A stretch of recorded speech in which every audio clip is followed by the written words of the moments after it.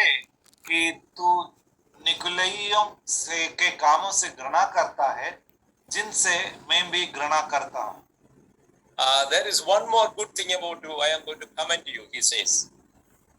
एक और अच्छी बात आपके जीवन में, वो भी मैं सराहना देता हूँ। We do not know much about Nikolaevich. हमें निकुलइयों के बारे में ज्यादा कुछ जानते नहीं, But they advocate that sexual immorality is not not a sin at all. You can do sexual immorality, doesn't matter. It affects your body only. It does not affect your soul at all.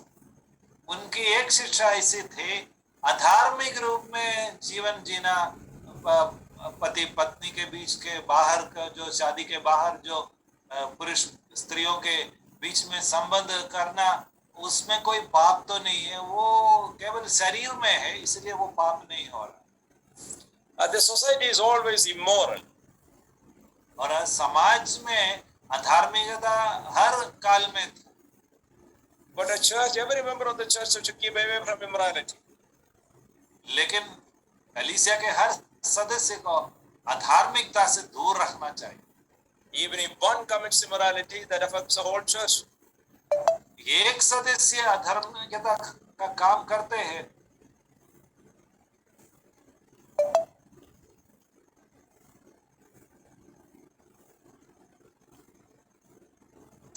फिर उसकी कलीसिया अपने धार्मिकता को कायम रखा, अधार्मिकता की शिक्षा को सहा नहीं, उसे घृणा कर। So the only thing that they have to correct is to come back to the chief love of the Lord Jesus Christ and start doing things. फिर कलीसिया के लिए एक ही बात है मन फिराने के लिए, अपने पहला सा प्रेम, वो उसमें वापस आना है। And the reward the Lord Jesus says, you will have a real satisfaction when I come. That is the latter part of verse 7. प्रतिफल के बारे में हम ऐसे पढ़ते हैं, जो जय पाए मैं उसे उस जीवन के पेड़ में से जो परमेश्वर के स्वर्गलोक में है फल खाने को दूंगा। And the Lord is telling, when I come back in the new Jerusalem, there will be tree of life, and you will enjoy the tree of life. जब मैं वापस आता हूँ और स्वर्गीय यरूशलेम में मेरे जो राज्य को स्थापना करता हूँ, उसी समय वहाँ जीवन का पेड़ भी रहेंगे और आप लोगों को उसका अनुभव खुशी से कर सकते हैं। And that is given in chapter 22 of this book. तो इस पुस्तक का 22वां अध्याय में उसका विवरण हमको मिलता है, जीवन के पेड़। But what is the practical application of that? इसका प्रायोगिक मतलब क्या है? Jesus will give us real satisfaction in our life and ministry. का मतलब है हमारे जो सेवा और मिनिस्ट्री में, तो हमें ऐसे खुशी और सेटिस्फैक्शन देगा। And in the New Jerusalem, full satisfaction with no sorrow, no parting. और नए यरूशलेम में हमें कोई असंतुष्टि की बात नहीं रहेगी। Today we have tears and difficulties and pains. आज हमें रोना पड़ता है, समस्याएं हैं। But the Lord can give us real peace and satisfaction even today. आज भी जो स्वर्गीय शांति परमेश्वर दे सकते हैं, वो हम अनुभव कर सकता है।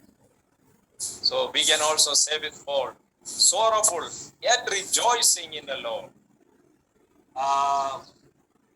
दुखपूर्ण फिर भी खुशी से संतुष्ट, ऐसा पौलुस बोलता है। When we love the Lord with our first love, जब हम परमेश्वर से, प्रभु से पहला सा प्रेम से प्रेम करते हैं, He delights in our love. वो अपने हमारे प्रेम में वो खुशी लेंगे। fill our hearts with His love, और हमारे हृदयों को उसके प्रेम से भरा देंगे, and our hearts and the Lord's heart will be so close together.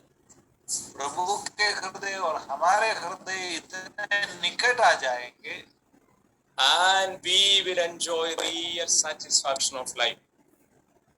और हम जीवन में बहुत वास्तविक संतुष्टि अनुभव करें. So whatever we do for the Lord, we will derive satisfaction in that, because we love the Lord and the Lord loves us.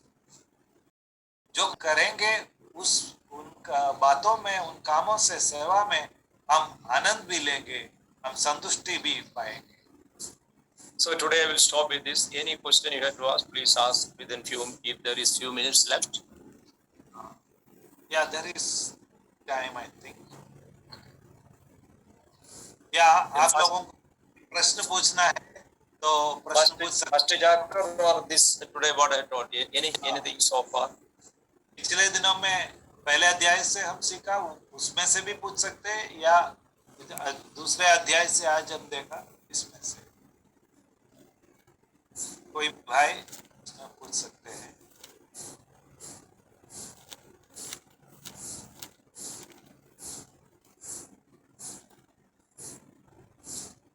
Okay, what are the 6 things, good things about the church? First 5 things are given in initial portion. At the end, another point is given. You are sexually pure. Can we be confident in telling before the Lord, Lord, I sincerely want to follow these 6 desirable qualities of the church that you desire? You can ask them in Hindi. I need not put them. 5 अच्छाइयों के बारे में पहले भाग में, और आखिरी में एक और अच्छाई के बारे में लिखा है इसके कलीसिया के बारे में. तो ये 6 बात हमारे जीवन में है, ऐसा हम सच्चाई से बोल सकते क्या प्रभु के सामने, या हमारे जीवन में इन बातों में कमी है क्या? जो यफिसुस की कलीसिया की जो 6 अच्छाइयां के बारे में हमने These देखा. 6, one more sentence I will add. These 6 things plus true love will give us a very satisfying ministry. जो ये जो 6 अच्छाइयों के साथ में पहला सख प्रेम प्रभु के प्रति जोड़ते हैं, तो हमारे जीवन में सच्ची खुशी, सच्ची संतुष्टि अनुभव करेंगे. Paul said, the love of Christ compels me, and the same should be for us also. प्रभु के प्रेम मुझे विवश करता है, ऐसे पौलुस ने बोला है. तो हम भी ऐसे ही बोलना चाहिए. मैं जो कुछ करता हूँ वो प्रभु के प्रेम से विवश होकर मैं करता हूँ. You can close on the time. I will be silent. You can stop something and close at the end. Just one question I have. Yes, please. जहाँ जो 5 अच्छाइयों के बारे में पहले बताया था, उसमें से एक तो मेरे नाम के लिए दुख उठाते हैं, तो परमेश्वर की महिमा के लिए, प्रभु के नाम के लिए वो है. और पहला सा प्रेम है ना, वो दोनों संबंधित बात ऐसा हम देख सकते हैं. The glory to my name, है ना, and also the first love. Are they not connected, or are they different? Surely. Actually, here we mentioned only one thing. Actually, there are 4 important things regarding work. 4 important things. I will tell first. First of all, it is out of love. And along with that, there are 3 things also that I did not mention here. One is the glory of God, or glory of God first. Glory of God first, then love to the Lord, then strength of the Holy Spirit, and strictly according to the word of God. These 4 things are the qualities of our work. Is it for the glory of God? Is it motivated by the love of God? Is it strictly according to the scriptures that I am doing the work? Fourthly, is it by the power of the Holy Spirit I am doing it, or out of my own physical strength I am doing it? These four things go together, and actually they are so harmonious. One thing is there, the other things also will be there. But these four things start to be stressed. You can stress. या कोई भी काम के चार गुण हम बोल सकते हैं। यहाँ हमने एक ही गुण के बारे में जोर दिया था, जो काम सबसे पहले क्या हम परमेश्वर की महिमा के लिए कर रहे हैं, दूसरी बात हम प्रभु यीशु मसीह से प्रेम करते हैं, उस प्रेम से विवश होकर कर रहे की, और तीसरी बात परमेश्वर के वचन के अनुसार कर रहे, और चौथा आयत क्या हम हमारी शक्ति से वो कर रहे कि पवित्र आत्मा की शक्ति पाकर हम कर रहे। तो ये जो इसलिए परमेश्वर की महिमा के लिए करने वाली जो बात और प्रभु उसके प्रेम से विवेक कर करने में थोड़ा सा अंदर है, लेकिन एक है तो बाकी चार तीनों भी हो जाए हम बोल सकते हैं। सर मेरा एक सवाल था। हाँ, हेलो प्रश्न है। हेलो सर, मेरा एक सवाल था कि कभी कभी हमारे जीवन में प्रेरणा नहीं मिलता है, कभी कभी लूज हो जाते हैं, कमजोर हो जाते हैं, निराशा हो जाते हैं, तो ऐसे समय में प्रभु हमसे दूर हो जाते हैं। सुनील है ना? हाँ सर, हाँ। सुनील, अब हमारे जीवन में निराशा का अनुभव होता है। प्रेरणा नहीं मिलने के कारण प्रभु नहीं होते हमारे बीच में क्या?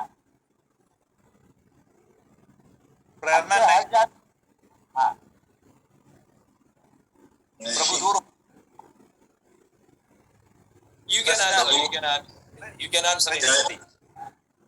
रजिस्टर प्रश्न आया, समझ में आया तो बता सकते हैं। मैं एक जवाब देने के लिए कोशिश करूंगा सुनील को।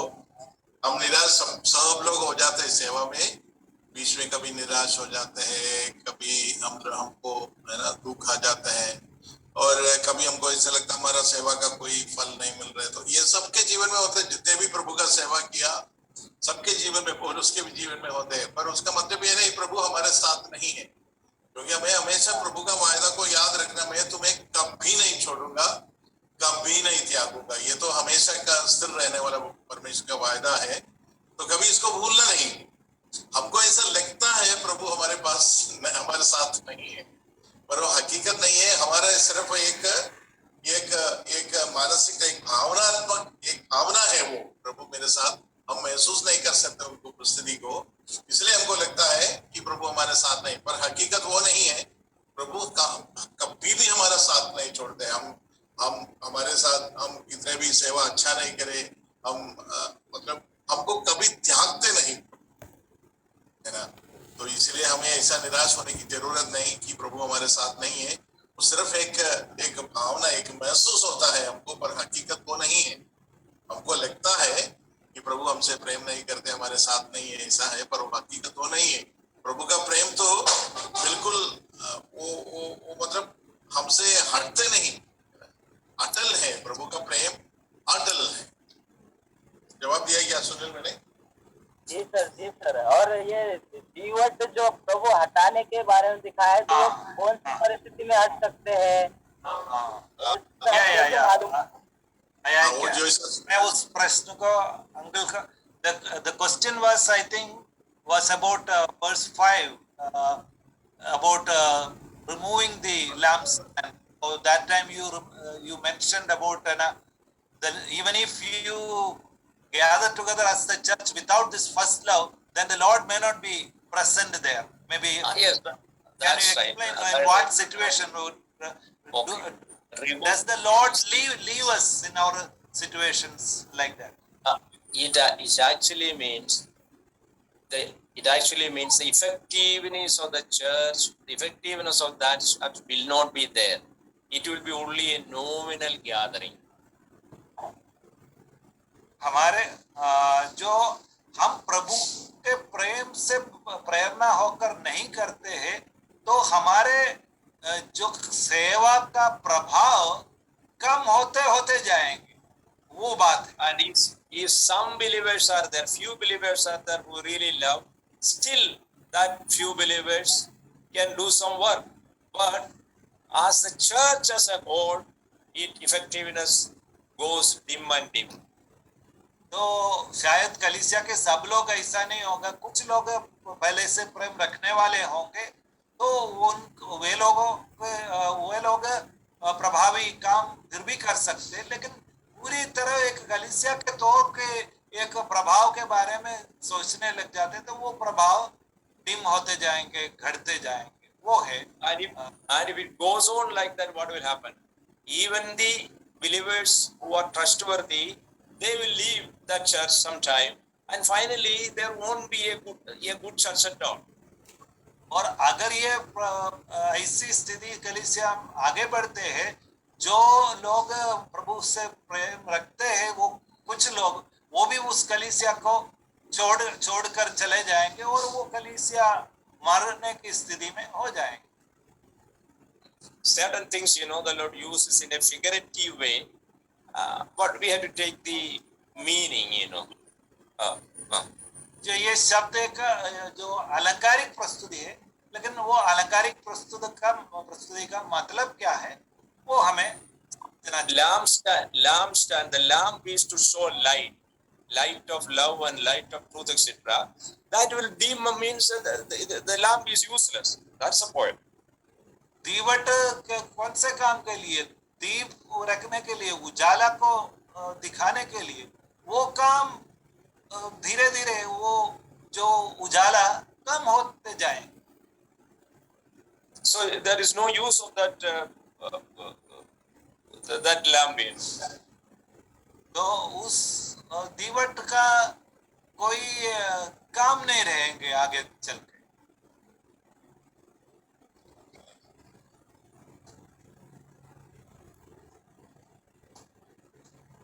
ठीक है, अभी 3 मिनट ही बाकी है। कोई भाई प्रार्थना करके समाप्त करेंगे। I will quote something. When we feel frustrated and finding no fruits, it is good to read portions like 2 Corinthians chapter 6, the first 10 verses. We are not going to read it. Those brothers who want to read it, meditate on it, they can meditate on it. I usually meditate on it. 2 Corinthians 6, 1 to 10. Paul was going through similar situation, and he rejoiced in the Lord. जब हम निराशा जो ऐसे हमारे जो सेवकाई में हल नहीं आ रहे, वो बात अलग है ना। उसी समय हमें ये जो 2 कोरिन्थियों की 6वां अध्याय का 1 से 10 जो वचन है हम पढ़ सकते हैं, और वो हमारा निराशा को दूर करने के लिए हमें मदद करेंगे। ओके, ठीक है, हम प्रार्थना करके समाप्त करेंगे। मैं प्रार्थना करूंगा। हमारे स्वर्गीय अनुग्रहकारी पिताजी, इस सुंदर समय के लिए धन्यवाद और स्तुति करते हैं। एफेसुस की कलीसिया के बारे में हमको सीखने के लिए मौका मिला अंकल से। प्रभु जो ये जो वचन का अच्छे स्पष्ट रीति में प्रभु एक्सपोज करने में मदद किया, प्रभु धन्यवाद करते हैं। जिन अच्छाइयाँ से एफेसस या कलीसिया शोभायमान था, वो उसी जैसे तरीके हमारी कलीसिया में भी शोभायमान होना चाहिए। प्रभु हमें मदद कीजिए, हमारे हरेक के जीवन में आप काम कीजिए प्रभु। कठिन परिश्रम करने के लिए, धीरज धरने के लिए, और प्रभु के वचन को पूरी तरह और प्रभु की शिक्षा को, सही शिक्षा को लेते हुए आगे बढ़ने के लिए हमें मदद कीजिए। और साथ साथ जो पहला सा जो प्रेम है, वो गहरा प्रेम प्रभु यीशु मसीह के प्रति है, प्रभु हम क्यों करता है हमारा वो बात, वो तो उत्तर भी हम सही तरीके से दे सकते हैं परमेश्वर की महिमा के लिए। और प्रभु यीशु मसीह के प्रेरणा पाकर, प्रभु यीशु मसीह के प्रेम से विवश होकर मैं कर रहा हूँ, ऐसे उत्तर देने के लिए हम सबों को मदद कीजिए। हम सब हमारे मनों को जांचने के लिए हम सबों को मदद कीजिए प्रभु। धन्यवाद वचन। और हम अगर हम मन नहीं भरा तो उसका क्या अंजाम होने वाला है वो भी हमें चेतावनी में मिला है। वो इसको गंभीर रूप में लेने के लिए हम सबों को मदद कीजिए प्रभु। धन्यवाद।